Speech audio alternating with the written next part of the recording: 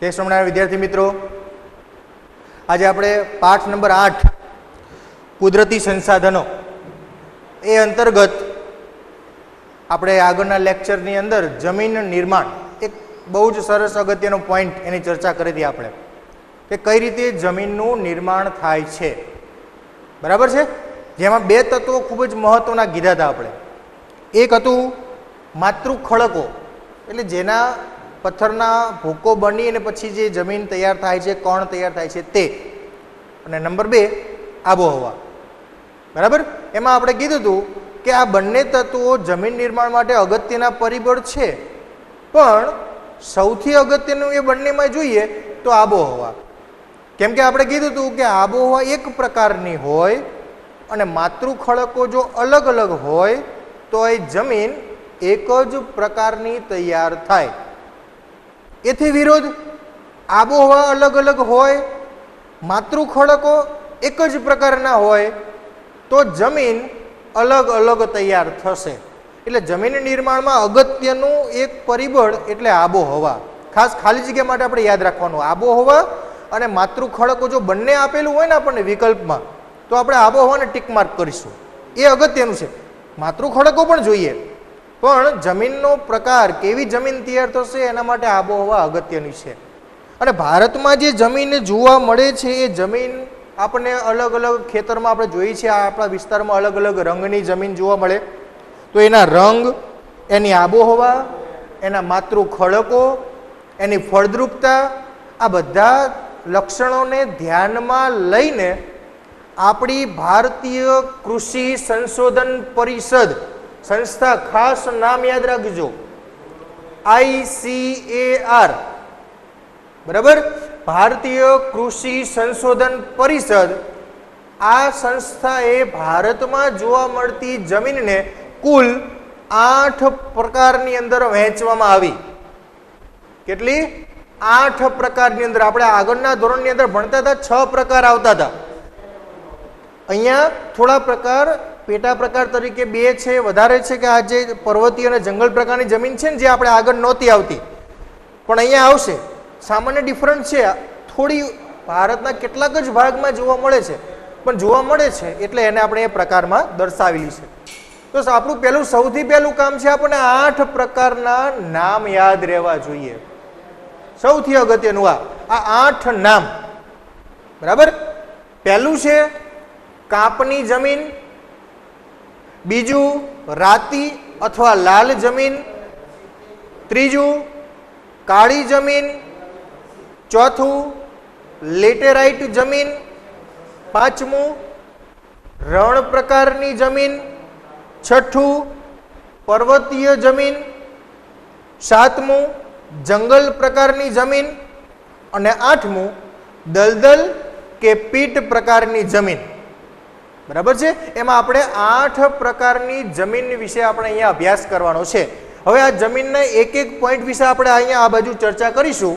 એના લક્ષણો ક્યાં જોવા મળે છે અને એના લક્ષણ કેટલા વિસ્તારમાં છે ભારતમાં એ આપણે અહીંયા જોઈશું. પણ એ પહેલા આપણને 8 નામ યાદ રહેવા ખૂબ જ અગત્યનું છે. બરાબર? એને તમે ભાગ પાડીને પણ યાદ રાખી શકો. 3-3 ના ભાગ પાડો, 4 ના ભાગ પાડો. અહીંથી પહેલેથી કરીએ તો કાપની, રાતી, કાળી, લેટેરાઇટ, રણ, પર્વતીય, જંગલ કે દલદલની અથવા પીટ પ્રકારની, તમે જે બોલો તે. બરાબર? હા, એ પ્રમાણે તમે સૂત્ર પ્રમાણે, તમને ગીત પ્રમાણે, તમને અનુકૂળતા લાગે એ પ્રમાણે 4-4 ના 3 ના ટુકડા પાડી અને 8 પ્રકારના નામ આપણે ક્લિયર કરીશું. બરાબર છે? તો સૌથી પહેલા એક કોણે 8 પ્રકાર પાડ્યા છે તો કે ICAR નામની સંસ્થાએ. ખાસ આપણે યાદ રાખવાનું છે, સંસ્થાનું ફૂલ ફોર્મ પણ આપણે યાદ રાખવાનું છે. ICAR, ભારતીય કૃષિ સંશોધન પરિષદ. બરાબર છે? જેને ભારતની સમગ્ર ભૂમિનું અવલોકન કરી અને એના લક્ષણોના આધારે, તો કયા લક્ષણોના આધારે? તો કે એનો રંગ, એની આબોહવા, માતૃખડકો, એની ફળદ્રુપતા, એની કણ રચના કેવી છે, આ બધા લક્ષણોને ધ્યાનમાં લઈ ભારતની જમીનને કુલ 8 ભાગની અંદર વિભાજિત કરવામાં આવી છે. બરાબર છે? તો એમાંથી આપણે પહેલા ચર્ચા કરીશું ભારતની કાપની જમીન. બરાબર છે? તો આપણે શરૂ કરીએ. પહેલો પ્રકાર કાંપની જમીન.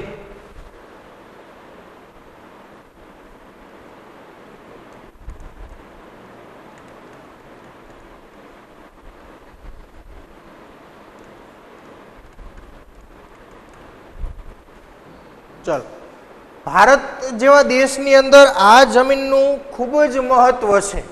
શા માટે? તો પહેલા તો આપણને એ ખબર હોવી પડે કે કાપ કોને કહેવાય. કાપ કોને કહેવાય? તો કાપ એટલે એક એવું ફળદ્રુપ તત્વ છે કે જે નદી પોતાના પ્રવાહની અંદર ઢસડીને લાવે છે.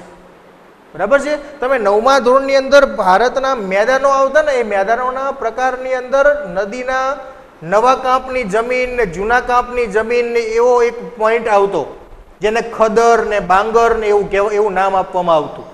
બરાબર છે? તો એ પ્રમાણે નદીનો જે ઢસડીને આવે, કેમ કે નદીની તમે આપણે એક ઉદાહરણ લઈએ કે ગંગા નદી 2700 કિલોમીટરની લંબાઈમાં છેક પર્વત ઉપરથી સમુદ્રને મળે ત્યાં સુધી પોતાના માર્ગમાં કેટલો બધો કાંપ, ફળદ્રુપ કણો બધું ઢસડીને પોતાના પ્રવાહની સાથે લાવે છે. અને એ કણો જે જગ્યાએ ઠાલવે છે, પથરાય છે, ત્યાં ફળદ્રુપ મેદાનોની રચના થાય છે. આપણું ઉત્તર ભારતનો આખો મેદાન પ્રદેશ, તમારે ભારતના ભૂપૃષ્ઠની દ્રષ્ટિએ ભાગ આવતા હતા, એમાં પહેલો જ ભાગ એ હતો કે ઉત્તર ભારતનો વિશાળ મેદાન પ્રદેશ જે નદીઓએ બનાવેલો છે. અને એ ભારતનો સમૃદ્ધ કોઠાર પણ કહેવાય, એટલે કે સૌથી વધુ અનાજ પણ ત્યાં પાકે છે. તો એવી જમીન એટલે કે કાંપની જમીન, ફળદ્રુપ જમીન છે. તો કાંપની જમીન, દરેકે દરેક જમીન વિશે આપણે 3 પ્રશ્નો યાદ રાખવાના થશે. બરાબર? દરેક જમીનમાં એક પહેલો પ્રશ્ન કે ભારતમાં કેટલા ટકા એનું પ્રમાણ છે. બરાબર? નંબર 2, આ જમીન ભારતના કયા ભાગમાં જોવા મળે છે. અને નંબર 3, આ જમીનના લક્ષણો કયા કયા છે. દરેકે દરેક 8 પ્રકારની અંદર આ 3 પ્રશ્નોના જવાબના પોઈન્ટ્સ તમે લખી દો એટલે દરેકે દરેક જમીન આપણો 2 માર્ક્સનો એક પ્રશ્ન તૈયાર થઈ જાય. બરાબર છે? દરેક 2 માર્ક્સમાં પૂછાય કે કાંપની જમીન વિશે માહિતી આપો. તો પહેલો પોઈન્ટ આપણો એ કે ભારતમાં એનું પ્રમાણ કેટલું. નંબર 2, બીજો પોઈન્ટ કે ભારતના કયા કયા ભાગમાં જોવા મળે છે. અને નંબર 3, એના લક્ષણો. લક્ષણો આપણે જે દરેકને અહીંયા ચર્ચા કરવાના છીએ. તો શરૂ કરીએ. કાંપની જમીન. બરાબર? જેમાં ભારતમાં એનું બહુ મોટું પ્રમાણ છે તે, અને અગત્યનું પણ, કેમ કે ભારત જેવા કૃષિ પ્રધાન દેશ જ્યાં 68% લોકો હાલના સમયમાં પણ કૃષિ પર નિર્ભર છે, તો એવા દેશની અંદર આ કાંપની જમીનનું મહત્વ ખૂબ જ વધી જાય છે. તો પહેલું જોઈએ કાંપની જમીન. તો ભારતનું પહેલાં તો કુલ ક્ષેત્રફળ, આપણું જેટલું ક્ષેત્રફળ છે એ ક્ષેત્રફળના 43% ભાગની અંદર આ જમીન છે. બરાબર? ભારતના પહેલું તો આપણે પ્રશ્ન કીધો ને કે પહેલું કેટલું છે પ્રમાણ નક્કી કરવાનું, તો કે કાંપની જમીનનું પ્રમાણ કેટલું. તો ભારતના કુલ ક્ષેત્રફળના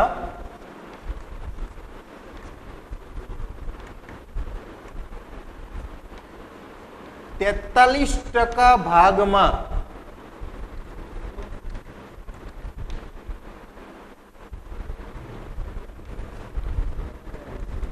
કાંપની જમીન આવેલી છે. 43% ભાગ. બરાબર? તમે વિચારો ભારતનું ક્ષેત્રફળ કેટલું. પહેલા તો આપણે આ આંકડો પણ યાદ હોવો પડે. ભારતનું ક્ષેત્રફળ કેટલું. બરાબર? અહીંયા સવાલ નીકળ્યો છે તો આપણને ખબર હોવી પડે. આપણે અવારનવાર આગળ 8મા 9માં આવતું હતું, તેમ છતાં ના યાદ આપણે અહીંયા ઉપર લખીએ છીએ.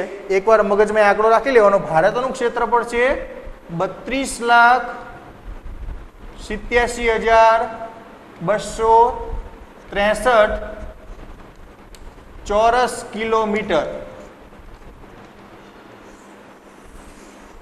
બરાબર? આ છે ભારતનું ક્ષેત્રફળ, વિસ્તાર આપણો. વિસ્તારની દ્રષ્ટિએ આપણે આ 7મા નંબરે. બરાબર? તો આ જે ક્ષેત્રફળ છે કુલ ક્ષેત્રફળના 43% ભાગની અંદર આ કાંપની ફળદ્રુપ જમીન આવેલી છે. એક પ્રશ્નનો જવાબ પણ પૂરો થઈ ગયો કે કેટલા ભાગમાં આવેલી છે, કેટલી જમીન આવેલી છે. તો કે 43%. બરાબર? પોઈન્ટ નંબર 2, ક્યાં આવેલી છે. તો કાંપની જમીન ભારતમાં ક્યાં છે એ જોઈશું હવે. તો કાંપની જમીન પૂર્વમાં શરૂ કરીએ. ભારતનો નકશો આપણા મગજમાં આવી જવો પડે. પૂર્વ એટલે આપણા 7 સિસ્ટરના જે રાજ્યો છે તે અસમ, મેઘાલય, અરુણાચલ પ્રદેશ, મિઝોરમ, જે 7 રાજ્યો છે આપણા, નાગાલેન્ડ, ત્રિપુરા, તો એ પૂર્વમાં અહીંયાથી શરૂ કરી પૂર્વમાં બ્રહ્મપુત્રા નદીની ખીણથી બ્રહ્મપુત્રા નદીની ખીણથી હવે તમે આગળ 9મા ધોરણમાં ભણી ગયા છો કે બ્રહ્મપુત્રા નદી છે એ ભારતમાં એ યુ આકારનો વળાંક લઈ ત્યાંથી નામચા બરવા નામના સ્થળેથી પ્રવેશ કરે છે. એ પહેલા ભારતની બહાર જ એ નદીનો વિસ્તાર આખો છે, પણ ત્યાંથી પ્રવેશ કરે છે ભારતમાં. એટલે એ નદીએ ત્યાં જે ખીણ બને છે ત્યાંથી શરૂ કરી પૂર્વમાં આ બાજુ છેક વાત કરીએ કે પશ્ચિમમાં ક્યાં સુધી, તો પશ્ચિમમાં આપણી સતલુજ નદી, પશ્ચિમમાં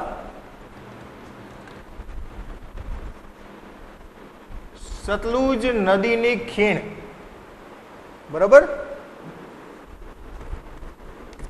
ત્યાં સુધીનો આખો પટ્ટો, એટલે આખું લગભગ ઉત્તર ભારત આવી ગયું, બરાબર, આખું ઉત્તર ભારત આવી ગયું, ત્યાં સુધીનું ખીણ સુધીનું મેદાન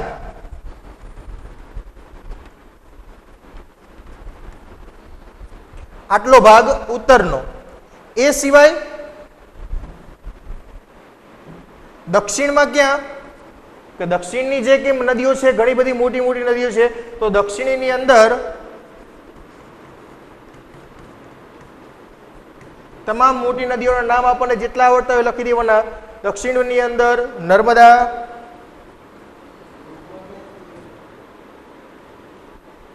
તાપી, મહાનદી, ગોદાવરી, કૃષ્ણા, કાવેરી, આ બધી નદીઓના ખીણ પ્રદેશમાં કાવેરી નદીના ખીણ પ્રદેશમાં જમીન આવેલી છે. કઈ જમીન, તો કે કાંપની જમીન. અને આ દરેકે દરેક ખીણ પ્રદેશની જે જમીન છે એ ખેતીની દ્રષ્ટિએ ઉત્કૃષ્ટ છે, બરાબર. 2 પોઈન્ટ આપણા પૂરા થયા. પહેલો પોઈન્ટ, કેટલા ટકા એટલે કે કેટલા વિસ્તારમાં આપણી આ જમીન આવેલી છે તે. નંબર 2, ક્યાં આવેલી છે તે, બરાબર. હવે ત્રીજો અને અગત્યનો પોઈન્ટ કે કાંપની જમીનને ઓળખવી કઈ રીતે, મતલબ એના લક્ષણો કયા છે, તો હવે એના જોઈએ લક્ષણો, કાંપની જમીનના લક્ષણો. આ બધી જે જમીન નર્મદા, તાપી, મહાનદી, ગોદાવરી, કૃષ્ણા, કાવેરી નદી છે એ બધી નદીમાં જે દરિયા કિનારે જે મુખ ત્રિકોણ પ્રદેશ બનાવ્યા છે નદીઓએ, એ નદીઓએ બનાવેલા મુખ ત્રિકોણ પ્રદેશની અંદર આ કાંપની જમીન વિશેષ જોવા મળે છે. તો કોઈને એવો પ્રશ્ન થાય કે મુખ ત્રિકોણ પ્રદેશ કોને કહેવાય, તો થોડી સમજ એની પણ મેળવી લઈએ.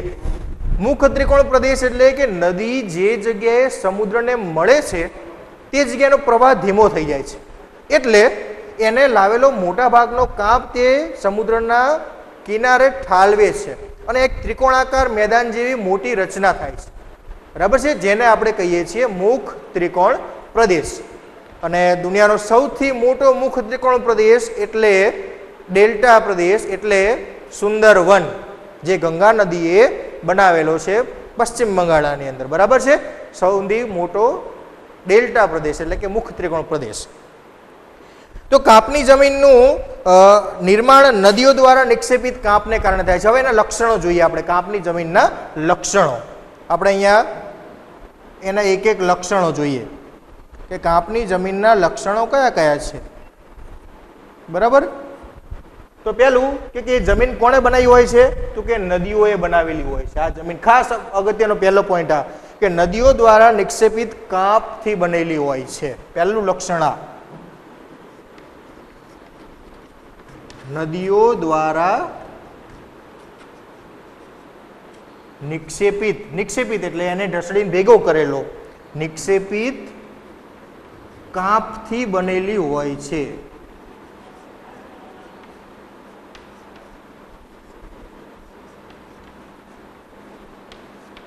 બરાબર છે, આ પહેલું લક્ષણ એ નદીઓ દ્વારા નિર્માણ થાય છે.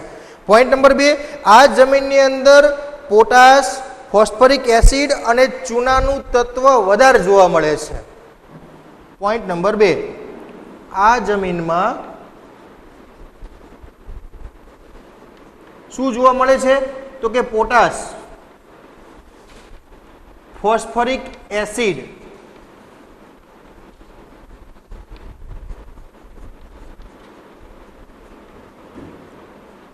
અને ચૂનાનું તત્વ વધુ હોય છે, જે જમીનને ફળદ્રુપ બનાવવાનું કામ કરે છે. આ બધા જ તત્વો જરૂરી છે, પણ સાથે સાથે જમીનની ફળદ્રુપતા માટે બીજા કેટલાક તત્વો પણ અગત્યના છે, જે આમાં નથી. કયા નથી?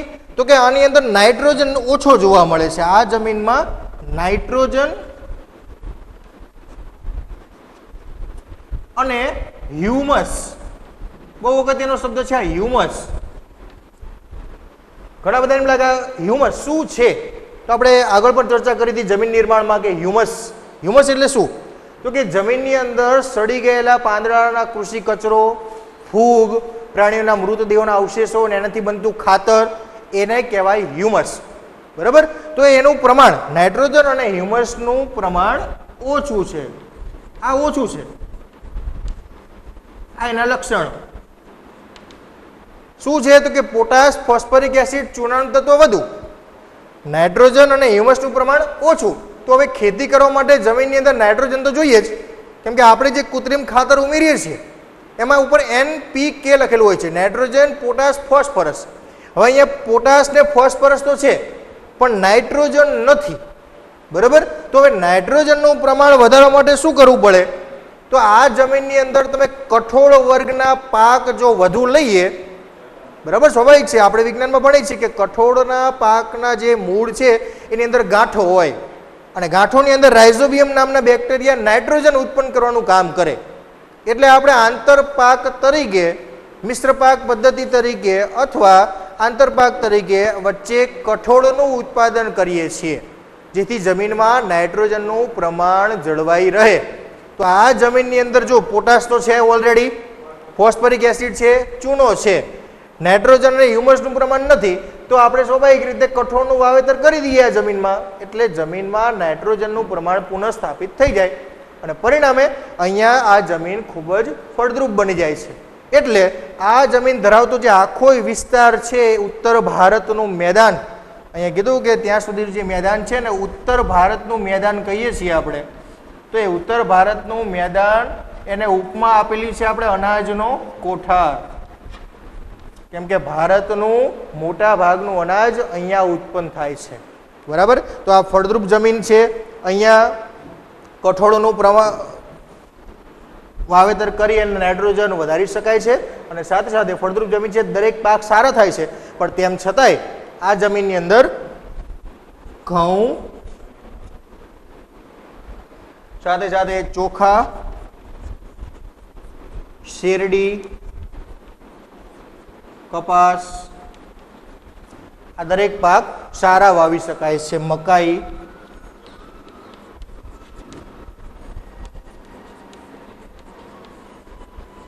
તેલીબિયાનું વધુ વાવેતર થાય છે.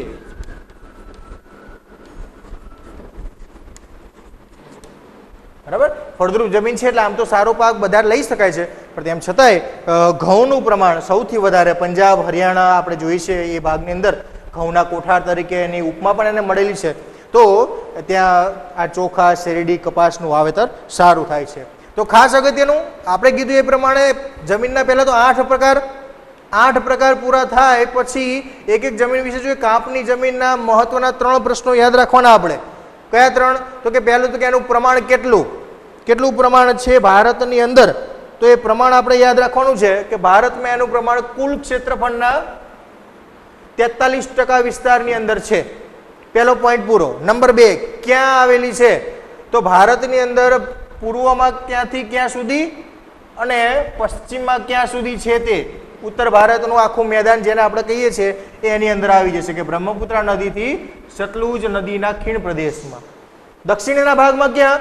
તો દક્ષિણની અંદર તમામ મોટી નદીઓ નર્મદા, તાપી, મહાનદી, ગોદાવરી, કૃષ્ણા, કાવેરી નદીના મુખ ત્રિકોણ પ્રદેશના ખીણ પ્રદેશની અંદર અહીંયા આવેલી છે આ જમીન આવેલી છે. લક્ષણો જોઈએ આ જમીનના, તો આ જમીનના લક્ષણો છે કે આ જમીન જે છે એ નદીઓ દ્વારા નિક્ષેપિત કાંપની બનેલી હોય છે. સૌથી મહત્વનું આ કાંપની બનેલી હોય છે. આ જમીનની અંદર પોટાશ, ફોસ્ફરિક એસિડ અને ચૂનાનું તત્વ વધુ હોય છે. સાથે નાઇટ્રોજન અને હ્યુમસનું પ્રમાણ ઓછું હોય છે. તો જમીનમાં આપણે નાઇટ્રોજનનું પ્રમાણ વધારવા માટે શું કરી શકીએ? તો કે આ જમીનની અંદર કઠોળનો જો પાક લેવામાં આવે તો એની અંદર નાઇટ્રોજનનું પુનઃસ્થાપન કરી શકાય છે. ફળદ્રુપ જમીન છે, તો ફળદ્રુપ જમીન છે એટલે અહીંયા તમામ સારા પાક લઈ શકાય છે. તેમાં અગત્યના પાક તરીકે ઘઉં, ચોખા, શેરડી, કપાસ, મકાઈ, તેલીબિયા વગેરેનું સારું એવું વાવેતર અને ઉત્પાદન અહીંયા કરવામાં આવે છે. તો આપણે અહીંયા આપણી 8 જમીનમાંથી એક જમીન કાંપની જમીનનો પોઈન્ટ પૂરો કર્યો. હવે નેક્સ્ટ જોઈએ આપણે આપણી જમીનનો બીજો પ્રકાર, રાતી અથવા લાલ જમીન. નેક્સ્ટ પોઈન્ટ છે આપણો જમીન નંબર 2. એક જમીનની આપણે ચર્ચા કરી, બરાબર, કાંપની જમીન. પહેલું કામ પૂરું કર્યું એક જમીનનું. બીજું જોઈએ રાતી અથવા લાલ જમીન. રાતી અથવા લાલ જમીન. નામ પરથી સમજી શકીએ કે આ જમીન કેવી દેખાતી હશે. બરાબર છે. આ જમીનનો રંગ લાલાશ પડતો લાલ રંગ જેવો દેખાય છે એટલે જમીનનું નામ આપી દીધું છે રાતી અથવા લાલ જમીન. બરાબર. તો આપણે પહેલા તો જે કીધું એ પ્રમાણે 3 પ્રશ્નો ક્લિયર કરવાના કે આ જમીનનું પ્રમાણ ભારતમાં કેટલું? તો કે ભારતના કુલ ક્ષેત્રફળના, જો મેં અહીંયા ક્ષેત્રફળ લખ્યું કાઢી નાખ્યું છે, હવે એને યાદ રાખવાનું મગજમાં. કુલ ક્ષેત્રફળ કેટલું હતું? તો કે 32,87,263 ચોરસ કિલોમીટર. બરાબર. તો એ કુલ ક્ષેત્રફળના 19% વિસ્તારની અંદર પેલું કેટલું હતું? 43%. બહુ મોટો ભાગ હતો. બરાબર છે. આ જે જમીન છે રાતી જમીન 19% વિસ્તારની અંદર આવેલું છે. પહેલો પોઈન્ટ આપણો એ કે ભારતના કુલ ક્ષેત્રફળના 19% વિસ્તારની અંદર રાતી અથવા લાલ જમીન આવેલી છે. તો પહેલો પોઈન્ટ લખીએ આપણે, ભારતના કુલ ક્ષેત્રફળના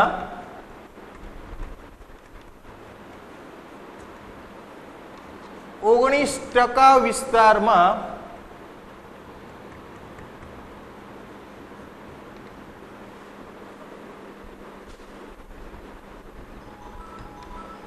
જમીન છે. કઈ જમીન છે? તો કે રાતી અથવા લાલ જમીન એ દેશના કુલ વિસ્તારના 19%માં પથરાયેલી છે. પ્રશ્ન નંબર 2, કેટલી છે આવી ગયું. હવે ક્યાં છે તે, ક્યાં આવેલી છે તે જોઈએ. તો કે આ જમીન ભારતની અંદર કઈ જગ્યાએ આવેલી છે? તો હવે એના જવાબમાં આપણે એના પોઈન્ટ તૈયાર કરીએ કે આ જમીન ભારતના દક્ષિણના દ્વીપકલ્પમાં, દક્ષિણ ભાગની અંદર આ જમીન વધારે છે. દક્ષિણના દ્વીપકલ્પમાં, હવે દ્વીપકલ્પ એક શબ્દ નવો આવ્યો છે, ચર્ચા કરેલી એની પણ. કોને કહેવાય? દ્વીપ. તો દ્વીપ એક શબ્દ ખાસ યાદ રાખીએ આપણે કે એવો કોઈ પણ ભૂમિ ભાગ કે જેની 3 બાજુએ પાણી હોય, બરાબર, એવા ભૂમિ ભાગને દ્વીપકલ્પ કહેવાય. અને જે ભૂમિ ભાગની 4 બાજુએ પાણી હોય એને ટાપુ કહેવાય. આ મગજમાં નાખી દેવાનું. આપણા દક્ષિણ ભારતનો આકાર જોઈએ એટલે એમાં 3 બાજુએ આપણને સમુદ્ર, બરાબર ને. એક બાજુ પશ્ચિમે જોઈએ તો અરબ સાગર, પૂર્વમાં બંગાળાની ખાડી અને નીચે દક્ષિણની અંદર હિન્દ મહાસાગર. બરાબર છે. તો આમ 3 બાજુએ પાણી છે તો એને કહેવાય દ્વીપકલ્પ. તો આ જમીન એ દક્ષિણના દ્વીપકલ્પની અંદર તમિલનાડુથી શરૂ કરી તમિલનાડુથી શરૂ થાય, નીચેનું આપણું દક્ષિણનું એક રાજ્ય તમિલનાડુથી શરૂ થાય તો ઉત્તરમાં, દક્ષિણમાંથી શરૂ થઈ ઉત્તરમાં બુંદેલખંડ સુધી,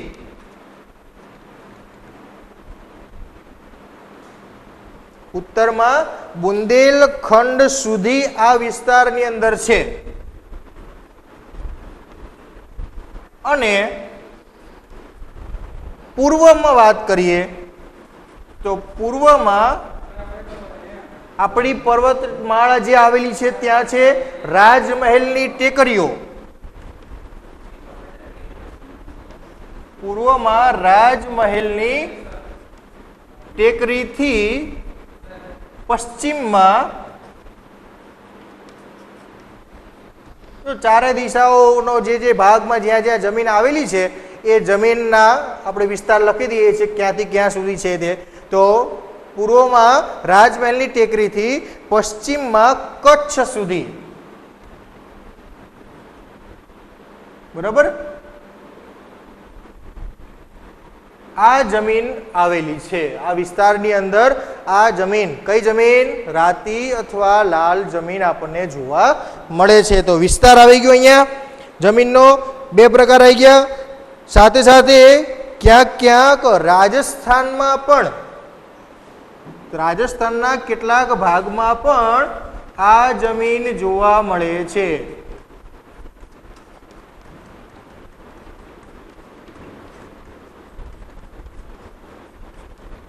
બરાબર છે. તો આ જમીન રાજસ્થાનના કેટલાક ભાગમાં પણ જોવા મળે છે. તો આપણા 2 પોઈન્ટ આપણા ક્લિયર થઈ ગયા. ભારતના કેટલા વિસ્તારમાં છે તે? 19% વિસ્તારમાં. ક્યાં છે તે? તો દક્ષિણ ભારતમાં દ્વીપકલ્પ તમિલનાડુથી શરૂ કરી ઉત્તરમાં બુંદેલખંડ સુધી, પૂર્વમાં રાજમહેલની ટેકરીથી છેક કચ્છ સુધી, અને રાજસ્થાનના કેટલાક ભાગની અંદર પણ આ પ્રકારની જમીન જોવા મળે છે. હવે નેક્સ્ટ અગત્યનો બીજો પ્રશ્ન, જમીનને કઈ રીતે ઓળખવાની? તો કે એના લક્ષણો પરથી. બરાબર. તો હવે જોઈએ એના લક્ષણો. આ જમીનના લક્ષણો કયા કયા છે? તો જોઈએ લક્ષણો જમીનના. શેના આધારે તમે જમીનને ઓળખી શકશો કે આ રાતી જમીન છે? તો જમીનનું પહેલું જ રાતો રંગ હોવાનું કારણ. કેમ આ જમીન લાલ દેખાય છે? પહેલું લક્ષણ એ, કેમ કે આ જમીનમાં ફેરિક ઓક્સાઇડની હાજરી હોય છે. આ જમીનમાં ફેરિક ઓક્સાઇડ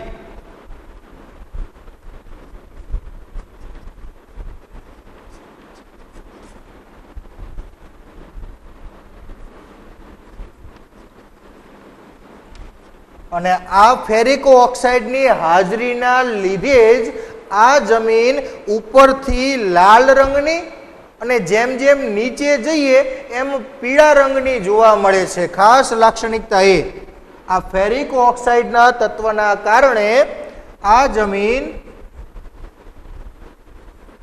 ઉપરથી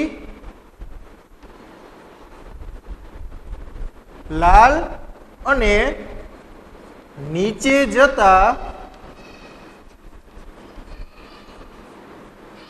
પીળા રંગની જોવા મળે છે.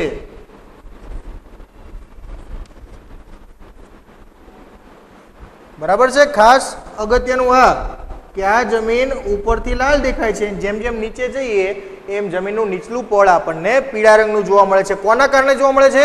તો કે આ ફેરિક ઓક્સાઇડના કારણે. ફેરિક ઓક્સાઇડનું તત્વ આ જમીનમાં વધારે છે એટલે આ જમીનનું ઉપલું પડ આપણને લાલ એટલે કે રાતા રંગનું દેખાય છે. એટલે જમીનનું નામ પણ શું રાખી દીધું છે આપણે? રાતી અથવા લાલ જમીન.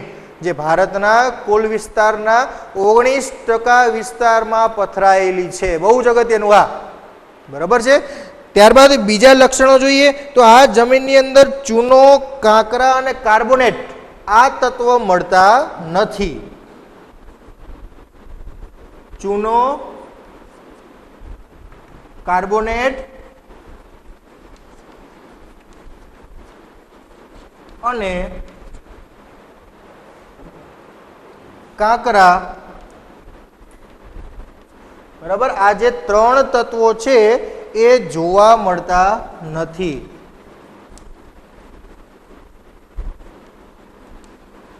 આ જમીનના લક્ષણોની ચર્ચા કરીએ છીએ. અહીંયા ચૂનો, કાર્બોનેટ કે કાંકરા આ જમીનમાં જોવા નથી મળતા. સાથે સાથે હજુ આ જમીનની અંદર મેગ્નેશિયમ, ફોસ્ફેટ, નાઇટ્રોજન અને પોટાશની ઉણપ જોવા મળે છે. મેગ્નેશિયમ, નાઇટ્રોજન, પોટાશ, જો આ બધા તત્વો જમીનની ફળદ્રુપતા વધારવાના તત્વો છે, બરાબર છે. અને એ અહીંયા ફોસ્ફેટ,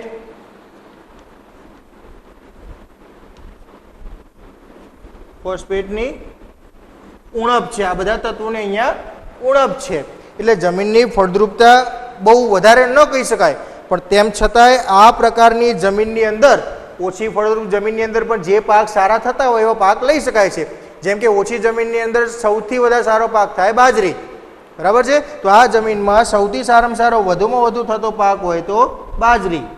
આ જમીનની અંદર બાજરી, સાથે સાથે જ્યાં કદાચ પાણીની કે બીજી સારી સુવિધા હોય તો કૃત્રિમ રાસાયણિક ખાતરો અથવા કુદરતી ખાતરો ઉમેરી અને કપાસ, ઘઉં, અળસી, મગફળી, બટાટા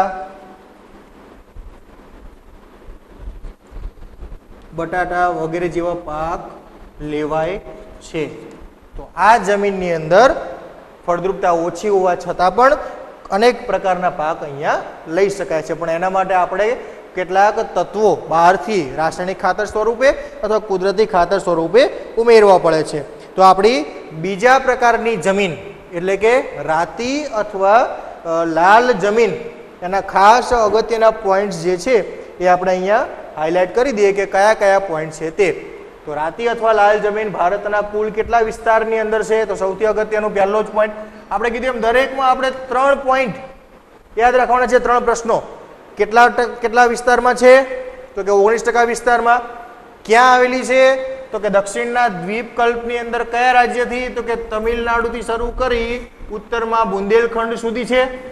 સાથે સાથે પૂર્વમાં ક્યાં સુધી? તો કે પૂર્વની અંદર રાજમહેલની ટેકરીથી શરૂ થાય તો કે પશ્ચિમમાં છેક કચ્છ સુધી આ જમીન જોવા મળે છે. Point number 3. ત્રીજો પ્રકાર કાળી જમીન, જેને બીજા એક નામે પણ ઓળખવામાં આવે છે રેગુર જમીન.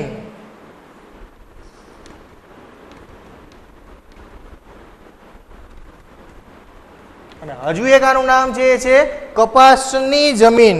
કેમ કપાસની જમીન કહેવામાં આવે છે એ પણ આપણે આગળ જોઈશું. ચાલો હવે જોઈએ આ જમીન. પહેલા તો આપણે કીધું એ પ્રમાણે આપણા 3 પ્રશ્નોના મહત્વના જવાબ આપણે અહીંયા જોઈ લઈએ એટલે આપણે જમીનના પોઈન્ટ કમ્પ્લીટ વ્યવસ્થિત રીતે પૂરો કરી શકીએ.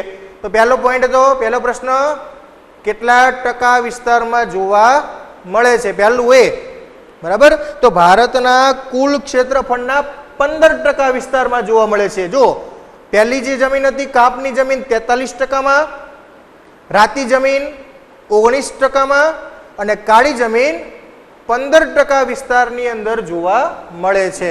તો પહેલો જ પોઈન્ટ એ કે ભારતના કુલ ક્ષેત્રફળના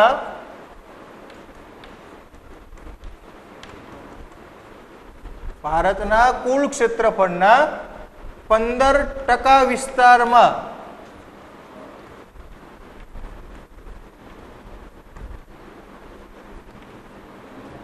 જોવા મળે છે. કઈ જમીન? તો કે કાળી જમીન અથવા રેગુર જમીન ભારતના કુલ ક્ષેત્રફળના 15% વિસ્તારની અંદર આપણને જોવા મળે છે. પોઈન્ટ નંબર 2, પ્રશ્નનો આપણે કીધો જવાબ ક્યાં જોવા મળે છે તે. તો હવે જોઈએ ક્યાં જોવા મળે છે ભારતમાં.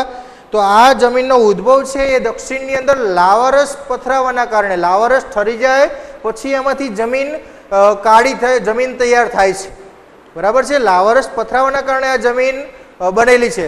તો પ્રાચીન સમયથી લાવારસ પથરાઈની જે જમીન તૈયાર થઈ હોય એવી જમીન ભારતના કયા વિસ્તારમાં છે? તો કે આવી જમીન સમગ્ર મહારાષ્ટ્ર, ક્યાં ક્યાં જોવા મળે છે? તો કે સમગ્ર મહારાષ્ટ્ર, ક્યાં જોવા મળે છે તે તો મહારાષ્ટ્રની અંદર આ જમીન, સાથે સાથે મહારાષ્ટ્ર સિવાય પશ્ચિમ મધ્યપ્રદેશ,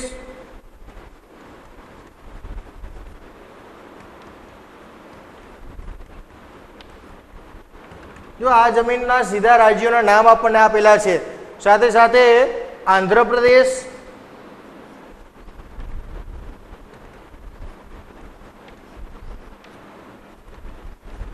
કર્ણાટક, આખું કર્ણાટક નહીં, કર્ણાટકનો કેટલોક ભાગ એટલે કે થોડોક ભાગ કર્ણાટકનો,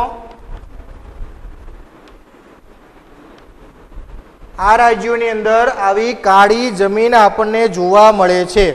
બરાબર છે. દરેક જગ્યાએ કેટલાક ભાગની અંદર આ પ્રકારની કાળી જમીન જોવા મળે છે. આ તો ભારતના રાજ્યોની વાત થઈ. ગુજરાતમાં આ જમીન ક્યાં જોવા મળે છે તો આ જમીન ગુજરાતના, આપણા દક્ષિણ ગુજરાતના જે જિલ્લાઓ છે ત્યાં, તો ગુજરાતમાં આ જમીન સુરત, વડોદરા, ભરૂચ,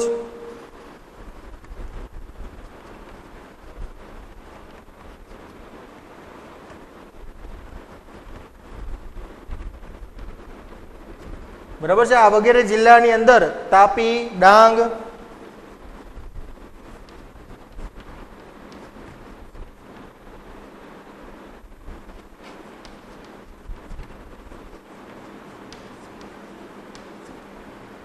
બરાબર છે.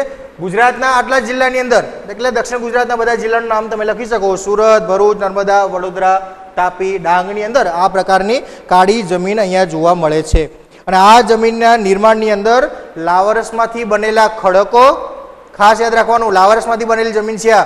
લાવરસથી બનેલા ખડકો અને જમીન નિર્માણનું અગત્યનું તત્વ આબોહવા, આ બંને એ આના માટે ખૂબ જ મહત્વના તત્વો ગણાય છે. કાળી જમીન માટે, એના નિર્માણ માટે તો લાવાના ખડકો આપણે અહીંયા લખીએ, લાવાના ખડકો એ ખૂબ જ અગત્યના છે. અને સાથે સાથે આબોહવા એ પણ આના માટે ખૂબ જ અગત્યનું પરિબળ છે. હવે આના લક્ષણોની વાત કરીએ કે કયા કયા લક્ષણો છે, જમીન કઈ રીતે ઓળખાશે, તો આ જમીનના લક્ષણોની અંદર શેના આધારે આ જમીનને ઓળખી શકાય તો કે એના લક્ષણોથી. તો એના લક્ષણોમાં સૌથી પહેલું કયું તો કે આ જમીનમાં કયા તત્વો જોવા મળે છે તો કે લોહ, ચૂનો, કેલ્શિયમ. જો આ બધા તત્વો આ જમીનની અંદર વધુ જોવા મળે છે. સાથે સાથે એલ્યુમિનિયમ, પોટાશ,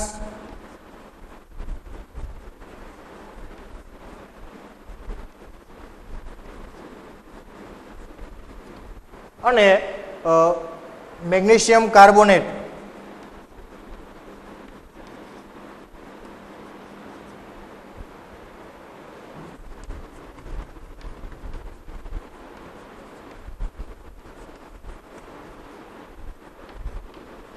આ જમીનની અંદર, કાળી જમીનમાં આટલા તત્વોની હાજરી આપણને જોવા મળે છે. પહેલું લક્ષણ આ, બરાબર, દરેકે દરેક જમીનમાં જોવા મળતા તત્વો એનું મહત્વનું લક્ષણ હોય છે. તો પહેલું લક્ષણ આ, કારણ કે આમાં સૌથી વધારે તત્વો જોવા મળે છે. લોહ, ચૂનો, કેલ્શિયમ, પોટાશ, એલ્યુમિનિયમ અને મેગ્નેશિયમ કાર્બોનેટ જેવા તત્વો અહીંયા જોવા મળે છે. એટલે લગભગ બધા જ તત્વો અહીંયા સારા જોવા મળે છે. તો જમીનની ફળદ્રુપતા કેવી ગણી શકાય? બધા તત્વો સારા પ્રમાણમાં છે તો જમીનની ફળદ્રુપતા વધુ ગણી શકાય છે. મતલબ આ જમીન છે એ ફળદ્રુપ જમીન છે. બરાબર છે, ફળદ્રુપ જમીન છે તો સારા પાકો બધા લઈ શકાય છે. ખાસ વિશેષતા એ છે કે આ જમીનની ભેજ સંગ્રહણ શક્તિ, એટલે કે ભેજ સંગ્રહ કરી શકવાની શક્તિ ખૂબ જ વધારે છે. એટલે કે એકવાર જમીનની અંદર વરસાદનું પાણી ઉતર્યા પછી, ભેજ સંગ્રહ આવી ગયા પછી લાંબા સમય સુધી એને પિયત કરવાની જરૂરિયાત પડતી નથી. બહુ અગત્યનું આ, બરાબર. આપણા વિસ્તારની, ધાંગધ્રા તાલુકાના વિસ્તારની જમીન જોઈએ તો કદાચ વરસાદ આજે પુષ્કળ પડ્યો હોય તો કદાચ 24 કલાક જાય એટલે તમે તમારા ખેતરની અંદર ફરી શકો એટલી જમીન સુકાઈ ગઈ, એટલો ભેજ ઓછો થઈ ગયો હોય. પણ આ કાળી જમીનમાં એકવાર વરસાદ પડી જાય પછી 10 થી 15 દિવસ સુધી એની અંદર ભેજ સંગ્રહ થઈ શકે છે. તો આ જમીનનું સૌથી અગત્યનું લક્ષણ છે એની ભેજ સંગ્રહણ શક્તિ. ભેજ સંગ્રહ લાંબા સમય સુધી કરી શકે છે. અને જ્યારે ભેજ ઓછો થાય જમીનમાં એટલે એ જમીનમાં તિરાડો પડી જાય છે. જેમ આપણે તળાવની જમીનો જોઈએ છીએ, તળાવમાં પાણી સુકાઈ જાય એટલે તળાવની અંદર માટી જે છે ને એમાં તિરાડો પડી જાય, બહુ લાંબી લાંબી આપણે જોઈ હોય છે ઘણીવાર. તો આ જમીનની અંદર જ્યારે ભેજ ઓછો થાય છે ત્યારે જમીનમાં તિરાડો પડી જાય છે. તો આ જમીનની ખાસ મોટી લાક્ષણિકતા આ છે કે જમીનની ભેજ સંગ્રહણ શક્તિ સૌથી વધારે છે. ભેજ સંગ્રહણ શક્તિ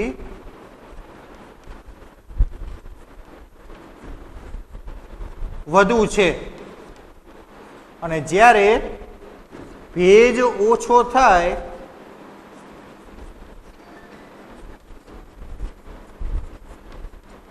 ત્યારે જમીનમાં તિરાડો પડી જાય છે.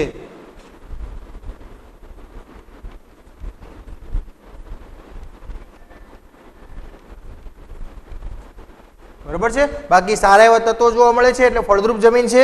અને ફળદ્રુપ જમીન છે તો સારા એવા તમામ પાક અહીંયા લઈ શકાય છે. જેમાં સૌથી અગત્યના પાકો જોઈએ તો કપાસનો પાક આ જમીનમાં બહુ જ સારો લઈ શકાય છે અને ઉત્પાદન સારું એવું લઈ શકાય છે. એટલે કે આ જમીનને કપાસની જમીન તરીકે પણ ઓળખવામાં આવે છે, કેમ કે કપાસના બધા તત્વોની અનુકૂળ જરૂરિયાત હોય છે અને બધા તત્વો આ જમીનમાં જોવા મળે છે. તો કપાસના પાકનું ઉત્પાદન અહીંયા સારું લઈ શકાય છે. એટલે કે આ જમીનને કપાસની જમીન તરીકે પણ ઓળખવામાં આવે છે. ખાસ યાદ રાખવાનું છે. બરાબર છે. કાળી જમીનનું એક નામ રેગુર જમીન પણ કીધું અને બીજું કપાસની જમીન તરીકે ઓળખાવો. 2 માર્ક્સનો પ્રશ્ન પૂછાય કે કપાસની કાળી જમીનને કપાસની જમીન તરીકે ઓળખવામાં આવે છે, કારણ આપો અથવા સમજાવો, વિધાન સમજાવો. તો આપણે એમાં લખવાનું કે કાળી જમીનના લક્ષણો લખવાના, કયા કયા તત્વો જોવા મળે છે. કપાસને પણ આ જ તત્વો એને ઉગવા માટે અને ઉત્પાદન માટે અગત્યના હોય છે અને એમાં સારું એવું ઉત્પાદનને વાવેતર લઈ શકાય છે. તેથી આ જમીનને કપાસની જમીન તરીકે ઓળખવામાં આવે છે. તો કપાસની સાથે સાથે બીજા અન્ય પાકની વાત કરીએ તો અળસી, સરસવ,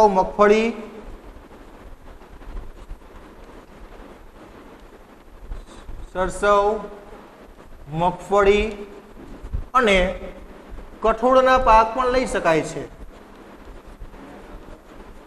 કઠોળના પાક પણ લેવાય છે. તો આ જમીન ફળદ્રુપ જમીન છે એટલે તમામ પાક સારા થાય છે. બરાબર છે. તો આ જમીનની અંદર સારી એવી અનુકૂળતા હોવાના કારણે એને ફળદ્રુપ જમીન કહેવાય છે. અને ખાસ અગત્યનું પણ એ યાદ રાખવાનું કે કપાસનો પાક સારો થાય છે એટલે કે આ જમીનનું એક બીજું નામ છે કપાસની જમીન. કપાસની જમીન તરીકે પણ